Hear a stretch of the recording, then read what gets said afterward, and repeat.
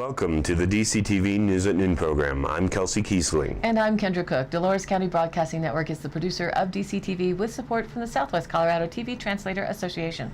If you have a news topic or event you'd like to see covered, give us a call. The studio number is 677-4119. Today's show runs Tuesday at noon and is uploaded to our YouTube channel and our DCTV News at Noon Facebook page to watch on demand. Today is January 15th, 2019, and now the news at noon. Reported by the Cortez Journal, Colorado police say one person is dead and another injured after they fired on a car that attempted to run over an officer during a chase. The incident occurred around 10:30 p.m. Sunday west of Pueblo. No officers were injured. The Pueblo County Sheriff's Office says in a statement that the vehicle pursuit began in neighboring Fremont County after the woman rammed a deputy's patrol car and nearly struck a Canyon City police car while driving at high speed on eastbound U.S. Highway 50, the news release said.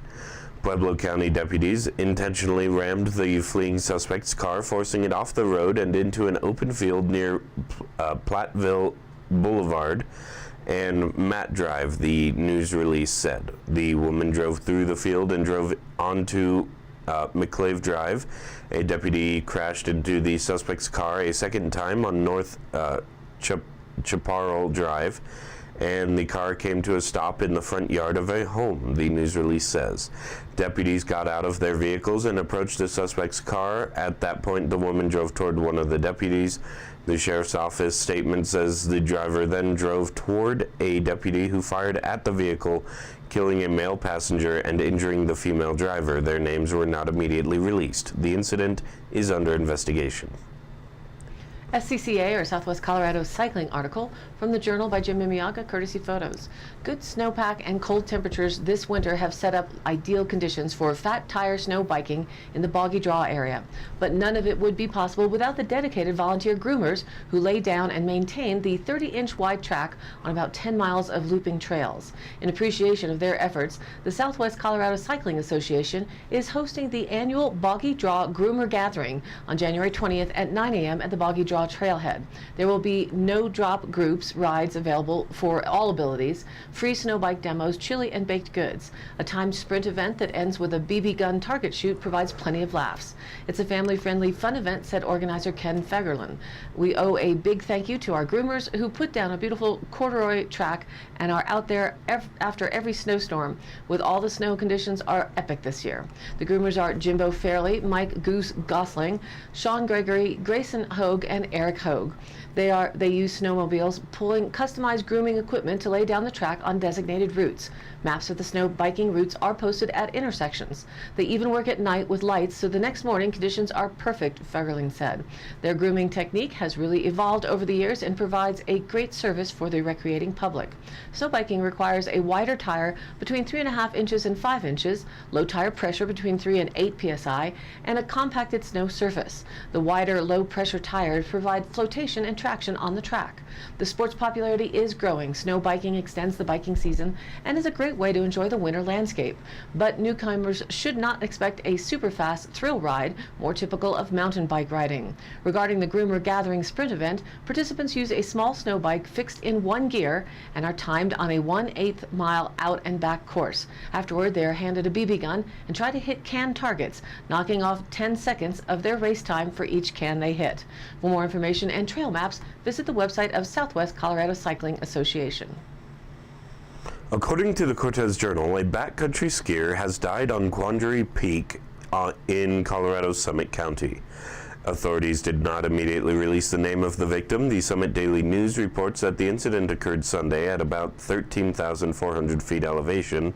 The Summit County Rescue Group says it was called about 11:20 a.m. Sunday and used a helicopter to reach the skier, who was pronounced dead at the scene. According to the rescue group, he was skiing with a companion at the time. It is the second death on Quandary Peak in the last 6 months. A 67-year-old man died after he suffered a heart attack about half a mile up the Quandary Peak Trail while hiking in late July. From the Durango Herald, Patrick Armijo Photo Herald File. La Plata County Humane Society will close a retail shop that opened in April and featured high-end donations. The franchise will be consolidated into the existing thrift store at the Humane Society. Retail Boutique, 450 South Camino del Rio, will close on January 26. However, the Humane Society thrift store at 1111 South Camino del Rio will devote space in the 2,000 square foot thrift store to create a retail corner that will display the best donations, said Guthrie Hardesty, manager of the Humane Society thrift store and retail boutique.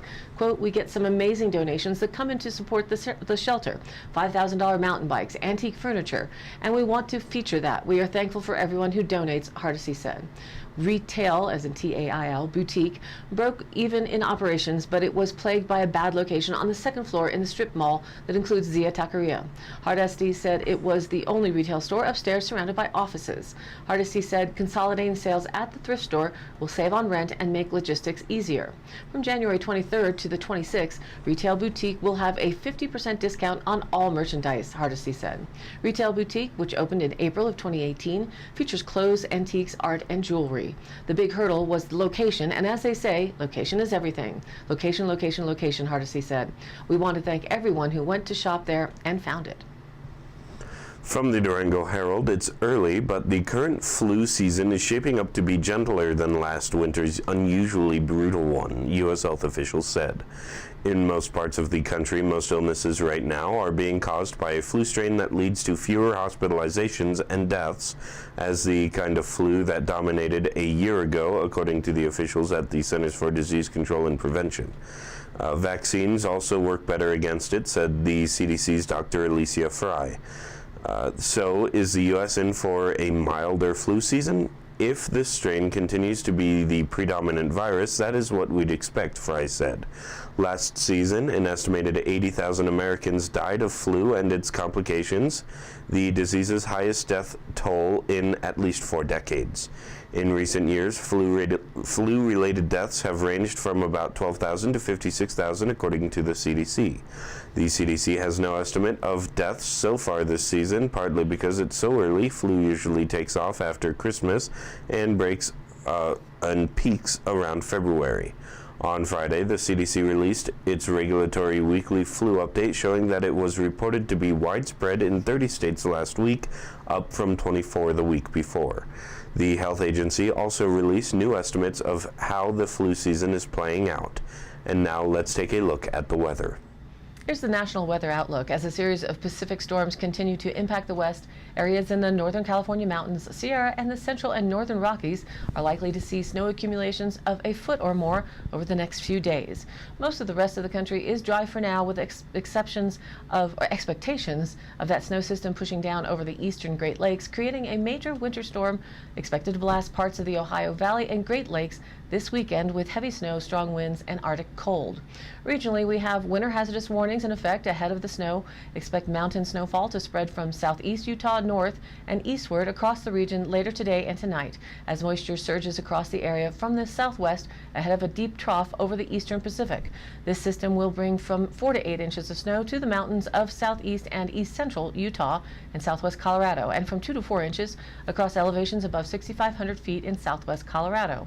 Snow will linger into Wednesday before decreasing Wednesday night, bringing an additional 2 to 4 inches to the southern mountains and another 3 to 6 inches across the northern ranges. After a lull, snow will pick up again Wednesday night and will linger into Friday. The weekend looks dry with a low and chance for snow returning to the north by Monday. Our DCTV 5-day outlook begins with another bout of winter snow. Today, a chance of snow showers before 2 p.m. Then rain and snow showers likely as the temperatures warm up, cloudy with a high near 35. South winds 5 to 10 miles an hour. We're looking at today's chance of precipitation around 60%. Total daytime snow accumulation isn't much at just less than a ½ inch possible. But then tonight, rain and snow showers becoming all snow showers after 10 p.m. Low around 30 degrees. South winds pick up to 10 to 15 miles an hour, and the chance of precipitation raises to 90%, with new snow accumulation expected somewhere between 1 to 3 inches possible.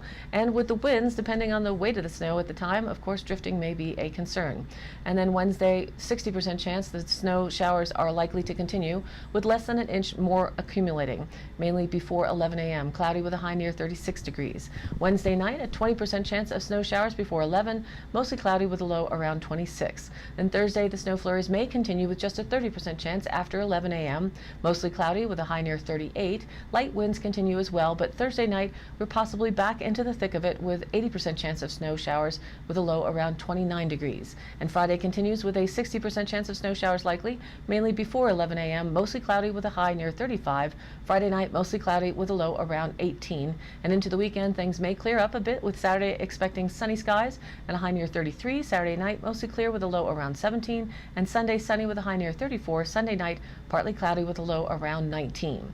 And as all this snow comes into our area, be sure to take photos and share your totals on our Facebook Dove Creek Local Weather Photos group, or email them into us here at the station at dcbnnews@gmail.com. And now, back to the news. From the Cortez Journal, the Colorado Supreme Court said Monday that state law does not allow regulators to make public health and environment their top priority when setting rules for oil and gas drilling. The ruling said state law requires regulators to foster oil and gas production while protecting public health and the environment. But the court says regulators must take into account whether those protections are cost-effective and technically feasible. The ruling is a victory for the industry, but tighter state rules might still be ahead because Democrats now control the legislature and the governor's office.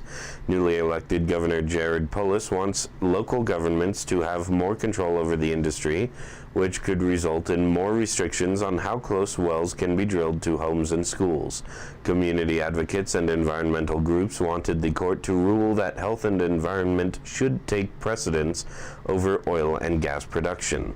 That could have brought tougher rules on where companies can drill. Oil and gas drilling is hotly debated in Colorado, which ranks 5th nationally in crude oil production and 6th in natural gas, according to the U.S. Energy Information Administration.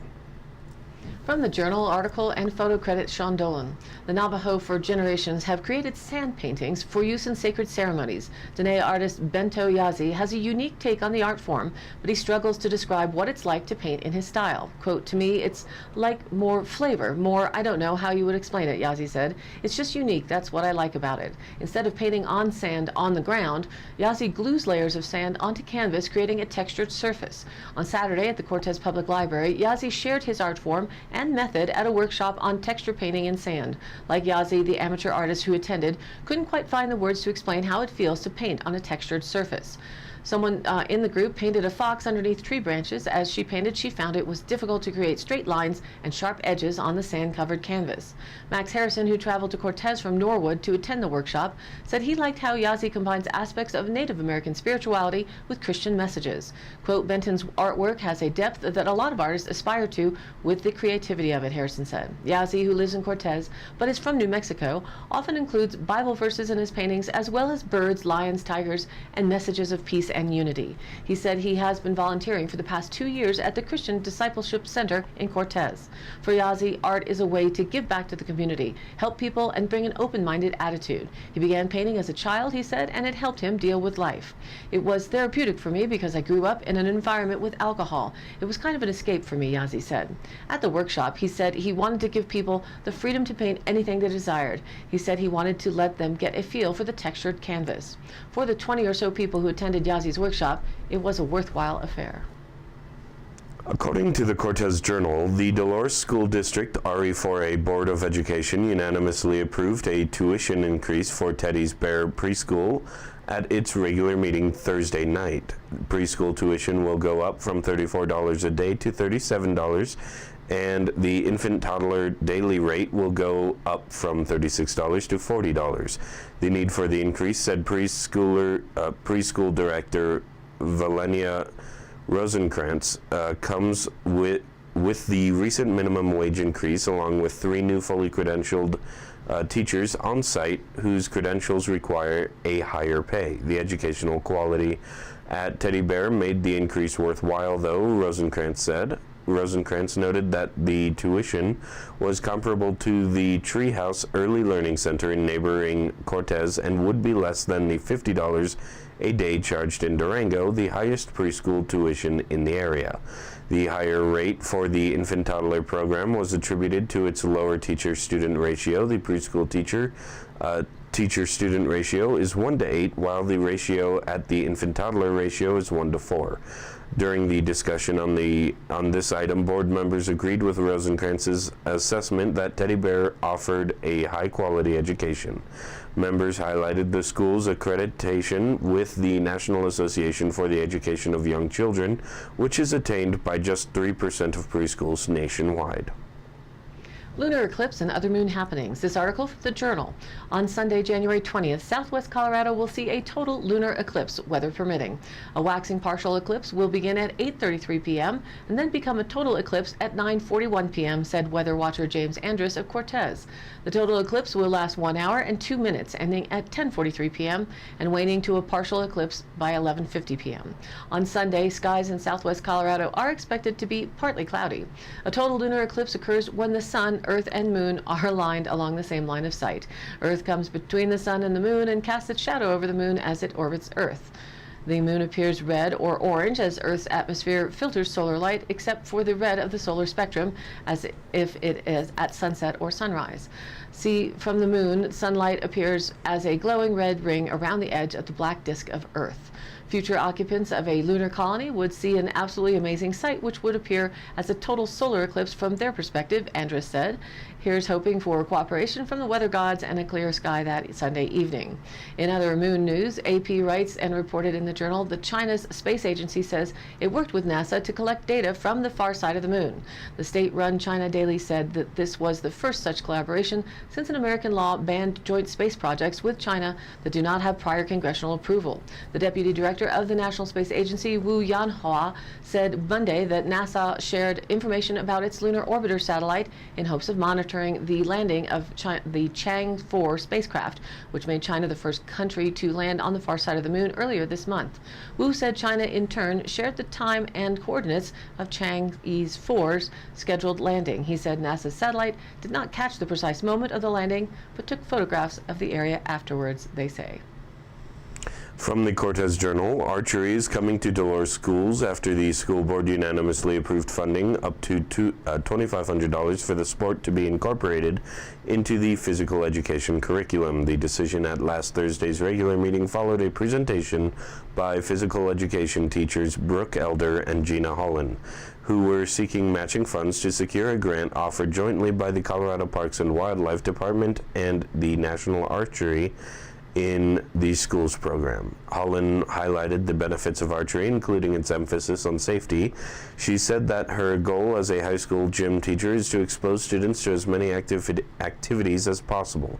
At the time of the presentation, teachers had already received the grant and were waiting for the board to approve matching funds. The CPW and the NASP grant would supply the district with up to $3,000 to implement NASP curriculum into gym classes. However, Elder and Holland didn't anticipate needing the full $3,000 as they estimated total startup costs of $4,215.50 to purchase bows, a bow rack, arrows, targets, arrow curtain and cable, repair kit, floor quivers, arm guards, gloves, scorecards, classroom banners, and practice string bows. Once the program is up and running, archery will be taught to students in grades 4 through 12. Holland said she hoped to start teaching archery to high school students as soon as possible, while elementary teacher Elder anticipated beginning the program in fall for her students. Today's High Canyon Country happenings. Want to go on a magical sound journey? Here's something unusual. Saturday, January 19th, come and join the Gong Place Sound Therapy in Pagosa Springs as they surround you with large gongs, antique Himalayan singing bowls, and other surprise instruments in a 1,300 square foot acoustical sound space. Guests will lay on thick padded mats during their sound journey. Sitting is also available. The sounds produced from these instruments are your opportunity for peaceful meditation, healing work, and restful sleep. All you have to bring is a blanket, small pillow, and an eye pillow if you have it.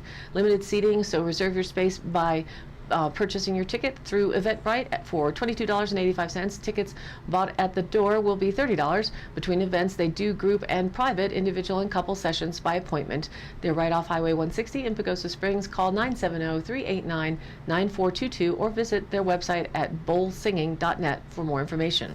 And SJTR will be hosting a member meeting Wednesday, January 16th at the Handlebar Motorsports in Durango. Come for a tubeless demo and hear about OHV travel locally and in Utah. That's Wednesday, January 16th at 6:30 p.m. at the Handlebar Motorsports, 346 South Camino del Rio in Durango. For more information about the San Juan Trail Riders or to become a member, visit them online at sanjuantrailriders.org. And January 17th is the 3rd Annual Ag Economic Summit at the Luis Arreola Community Center, Road S in Cortez. That runs from 10 a.m. to 4:30 p.m. Lunch is provided. Speakers and topics include CSU representatives, insurance risks, business experts, and more, all to help navigate the new Farm Bill and help to understand agricultural business ins and outs to help grow your business. And all of the happenings are posted on our DCTV News at Noon Facebook page with YouTube replays, weather, original stories, and local posts. To share your event or information, you can email us dcbnnews@gmail.com or call the station 970-677-4119. Thanks for tuning in. News at Noon airs at noon Monday through Thursday and then is available online on our YouTube channel and our DCTV News at Noon Facebook page on demand. Be sure to like us there on Facebook, please do, and join in on the news of our area, and of course, share it with a friend. For Kendra Cook with DCTV and the News at Noon program out of Dove Creek, USA, I'm Kelsey Kiesling. Thanks for watching.